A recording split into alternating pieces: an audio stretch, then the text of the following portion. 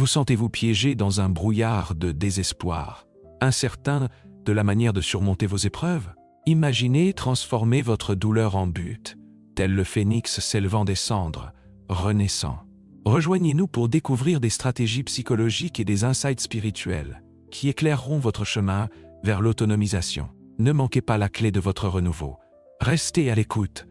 Le phénix, une créature mythique célébrée dans diverses cultures depuis plus de 2500 ans, émerge comme un puissant symbole d'immortalité et de régénération. Ses origines remontent aux civilisations anciennes, chaque culture y apportant des interprétations uniques qui éclairent sa signification.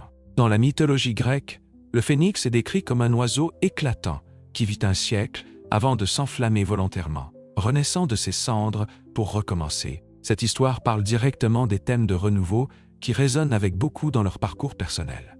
Dans la mythologie égyptienne, l'oiseau Bennu, souvent associé au phénix, symbolise la création, le soleil et la résurrection. Les anciens Égyptiens considéraient le Bennu comme un guide pour les âmes des défunts, se connectant profondément aux idées du cycle éternel de la vie. Pendant ce temps, dans la mythologie chinoise, le Fengguang, souvent appelé le phénix chinois, est un oiseau majestueux, représentant l'harmonie et la prospérité, incarnant la juxtaposition du yin et du yang, ou l'équilibre des opposés. Ensemble, ces récits reflètent un respect universel pour la transformation, montrant que la régénération n'est pas simplement un cycle, mais un voyage profond vers une existence plus élevée. D'un point de vue psychologique, le mythe du phénix résonne avec les concepts introduits par Carl Jung, qui a proposé que les archétypes servent d'éléments fondamentaux dans l'inconscient collectif. Le phénix, en tant qu'archétype, incarne parfaitement le potentiel de renaissance psychologique. Jung a suggéré que comprendre ces symboles peut fournir des aperçus sur nos luttes, nous permettant de reconfigurer nos expériences comme des occasions de croissance et de renouveau, plutôt que comme de simples épreuves. Les visualisations guidées et les pratiques méditatives deviennent des applications pratiques du symbolisme du phénix, encourageant les individus à s'imaginer traversant un processus transformateur. Alors que vous fermez les yeux et assistez à vos propres flammes de désespoir, imaginez-les se transformant en un feu vibrant qui alimente votre métamorphose. Visualisez-vous émerger des cendres, nouvellement formé et resplendissant de force. Cet engagement actif renforce non seulement l'autonomisation, mais réaffirme également le message qu'à partir du tumulte jaillit un grand potentiel d'évolution personnelle. Imaginez, un instant, la puissance que cette image évoque, et si vous pouviez puiser la résilience du phénix dans votre vie quotidienne. Réfléchir à ce symbole peut offrir des perspectives concrètes en période difficile. Cela nous rappelle que tout comme le phénix doit affronter les flammes pour renaître, nous aussi, nous pouvons accueillir nos difficultés et en ressortir renforcés et plus vibrants qu'auparavant. Faites la connaissance de Sarah, une femme dans la fin de la trentaine, dont la vie était autrefois assombrie par une anxiété débilitante et un profond manque de confiance en soi. Pendant des années, elle s'est sentie comme une ombre d'elle-même, piégée dans un cycle de pensées négatives et de désespoir émotionnel. Mais, à travers le pouvoir transformateur de ce qu'elle appelle aujourd'hui la méthode Phénix, Sarah a émergé plus forte et plus épanouie que jamais. Le parcours de Sarah a commencé lorsqu'une vieille amie a repris contact avec elle. Cette connexion a ravivé une lueur d'espoir, preuve que le soutien social peut influencer de manière significative la guérison. Selon des théories psychologiques comme la théorie du soutien social, les relations favorisent la résilience en offrant réconfort émotionnel et assistance pratique en période difficile. Avec cette connexion renouvelée, elle a commencé à explorer la méditation pleine conscience, qu'elle considérait d'abord avec scepticisme. Cependant, après s'être engagée à y consacrer seulement 10 minutes par jour, elle a commencé à ressentir de subtils changements dans son état émotionnel. À chaque séance, la douleur de son anxiété commençait à se relâcher, laissant place à des moments de clarté et de calme. Sarah a également redécouvert son amour pour le cyclisme, qu'elle a poursuivi avec un abandon insouciant. Le vent sur sa peau est devenu une métaphore de la libération, une incarnation physique de sa transformation émotionnelle. Les recherches soutiennent cette idée. Des études montrent que la pratique régulière d'une activité physique, notamment l'exercice aérobique, réduit significativement les symptômes d'anxiété et de dépression. Alors qu'elle pédalait à travers les sentiers du parc, Sarah se sentait comme le phénix prenant son envol, se libérant des cendres de ses luttes passées. Mais sa transformation n'était pas uniquement individuelle, elle était profondément communautaire, reflétant le récit d'une guérison collective. Encouragée par sa redécouverte de l'estime de soi, Sarah a décidé de rejoindre un groupe de bien-être axé sur des pratiques de santé holistique. Dans un espace où la vulnérabilité était accueillie, les membres partageaient leurs propres luttes et triomphes. Ce sentiment d'appartenance s'est révélé crucial. Il a illustré comment la communauté peut servir de force de guérison. La puissance des récits partagés est devenue profondément évidente. De nombreux membres ont signalé une amélioration de leur bien-être simplement en ayant quelqu'un qui les écoute et les empathise. Sarah a découvert qu'elle n'était pas seule dans ses luttes. Et en retour, elle a été empouvoirée pour aider d'autres personnes sur des chemins similaires. Un autre cas inspirant est celui de James, qui, grâce à son engagement envers l'art-thérapie, a trouvé un moyen constructif d'exprimer sa douleur émotionnelle. Au départ, James résistait à l'idée de s'exprimer créativement, croyant que cela serait vain. Mais, grâce aux encouragements de son thérapeute et au soutien d'un collectif artistique local, il a commencé à utiliser la peinture comme moyen d'explorer et d'exprimer ses émotions.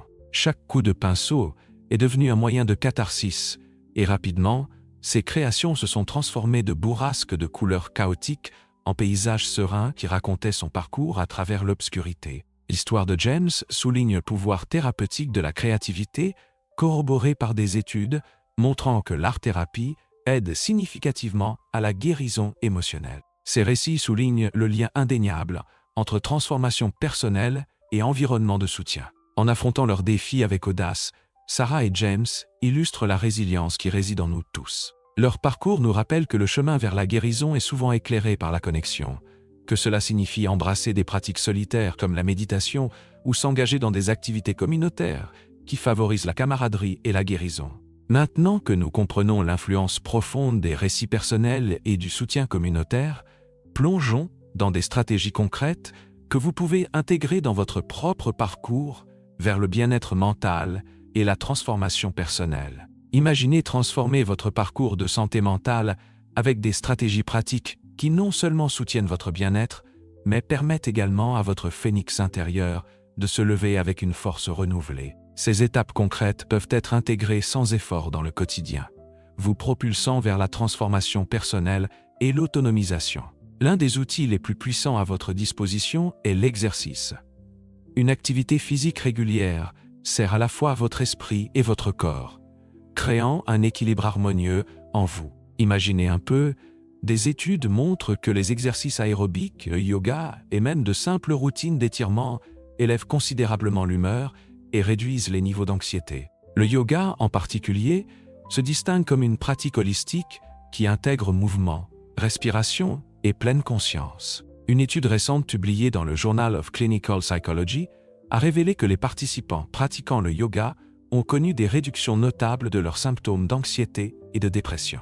Cela signifie qu'avec chaque posture de chien tête en bas, vous ne faites pas seulement étirer votre corps, mais vous libérez des tensions accumulées et ouvrez un canal pour la guérison émotionnelle. Que ce soit une marche rapide en plein air ou un cours de yoga vivifiant, donner la priorité au mouvement dans votre routine quotidienne peut être une étape cruciale vers la récupération de votre bien-être mental. Mais l'exercice n'est pas la seule voie à explorer.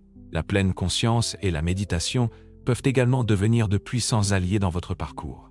Des techniques telles que la conscience du souffle, la relaxation musculaire progressive et la méditation de bienveillance sont des pratiques simples mais transformantes, soutenues par des recherches approfondies. La conscience du souffle, par exemple, nous invite à nous concentrer sur le rythme de notre respiration, nous ancrant dans l'instant présent. Cela calme non seulement l'esprit, mais aide aussi à gérer efficacement l'anxiété. La relaxation musculaire progressive va un pas plus loin en impliquant une tension et une relaxation systématique des groupes musculaires, réduisant la tension physique qui accompagne souvent le stress. Pendant ce temps, la méditation de bienveillance encourage la cultivation de la compassion envers soi-même et les autres, favorisant un plus grand sentiment de connexion et de liberté émotionnelle. À mesure que nous plongeons plus profondément dans l'exploration de soi, l'expression créative émerge comme un portail essentiel vers la guérison.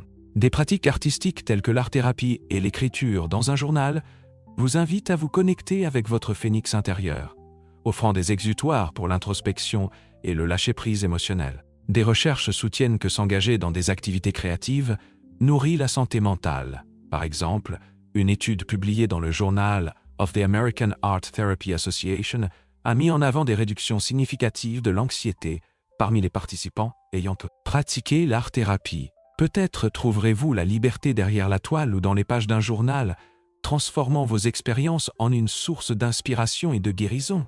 En laissant couler votre créativité, vous n'exprimez pas seulement vos luttes intérieures, mais vous accédez également à un aspect profond du renouveau personnel. Maintenant que nous avons des stratégies pratiques en place, tournons notre attention vers les perspectives psychologiques derrière la résilience mentale. Comment la science de notre esprit éclaire-t-elle ces pratiques?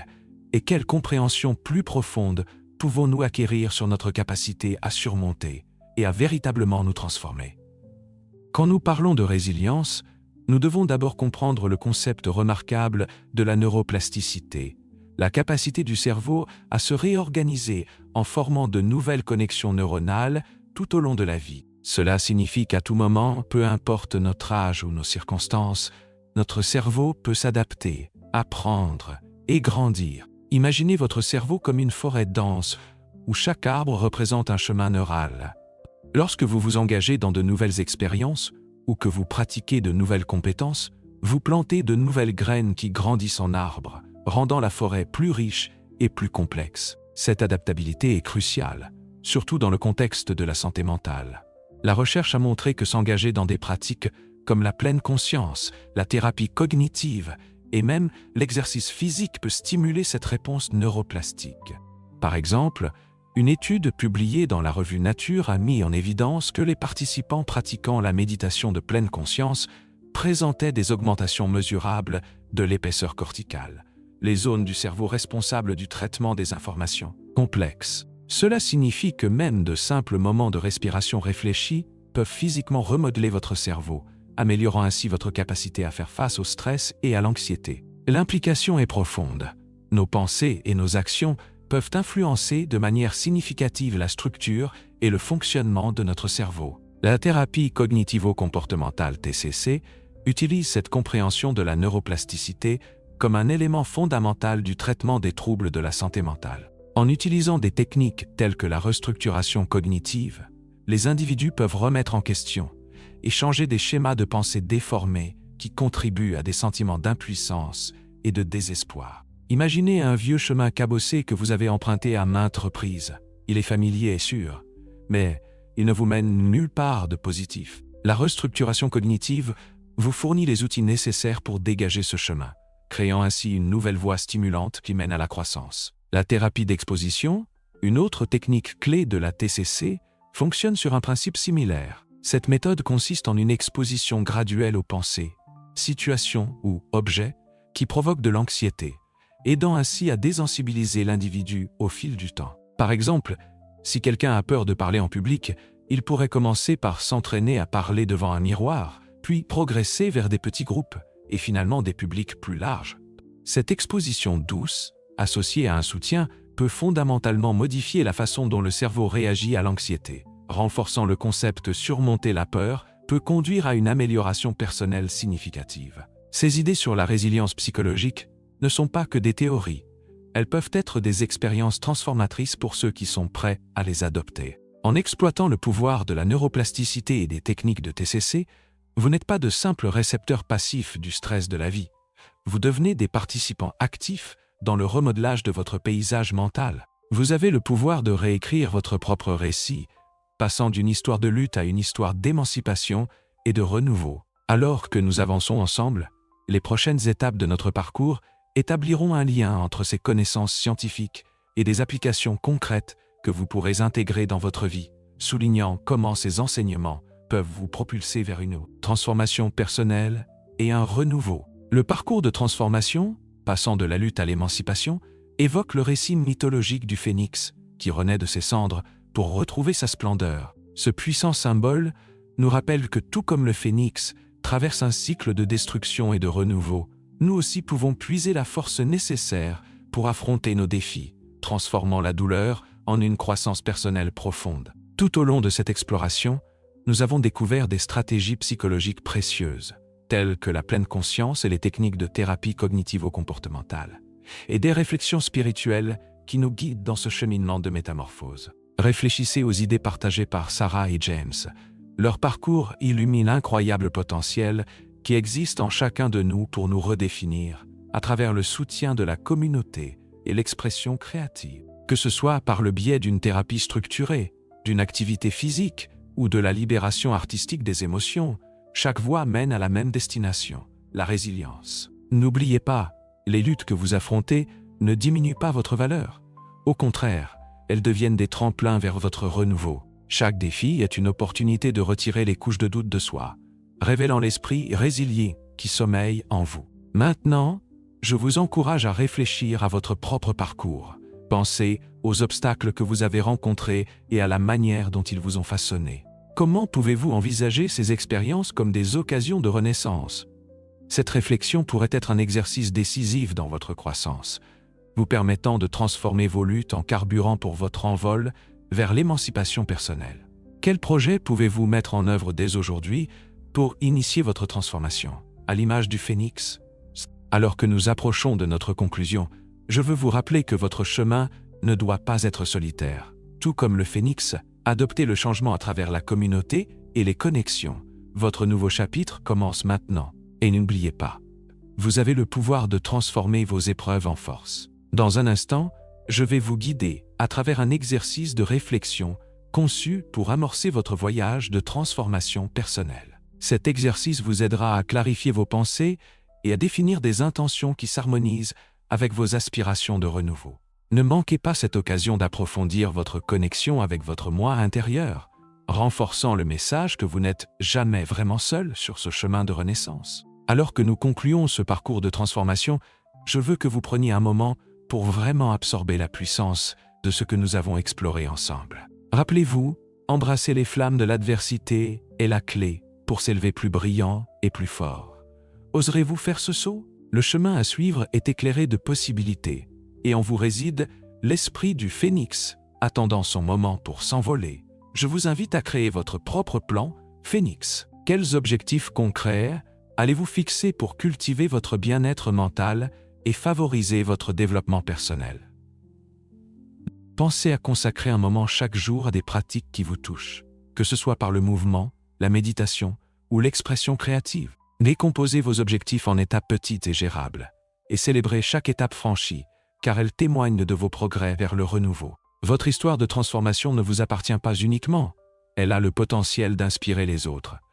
J'aimerais beaucoup que vous partagiez vos parcours de métamorphose dans les commentaires ci-dessous. Quelles expériences vous ont façonné? Comment avez-vous transformé vos luttes en force? Vos réflexions pourraient bien être la lumière qui pousse quelqu'un d'autre à faire ce premier pas sur son propre chemin vers l'autonomisation et la guérison. Si vous avez trouvé de la valeur dans la discussion d'aujourd'hui, je vous encourage à explorer plus en profondeur le contenu de notre chaîne. Aimez cette vidéo, abonnez-vous pour une inspiration continue et rejoignez-nous alors que nous continuons à explorer les nombreuses façons de relier la psychologie et la spiritualité pour une vie plus épanouissante. Merci du fond du cœur d'être aujourd'hui dans cette communauté. Votre présence et votre participation insufflent une vie à ces échanges, résonnant avec la promesse d'une croissance partagée et d'une découverte. En portant ces réflexions vers l'avenir, rappelez-vous que vous n'êtes jamais seul dans ce voyage. Embrassez vos flammes intérieures et déployez-vous, resplendissants et renouvelés. Jusqu'à la prochaine fois, continuez à explorer, continuez à grandir et continuez à embraser ce brillant phénix en vous.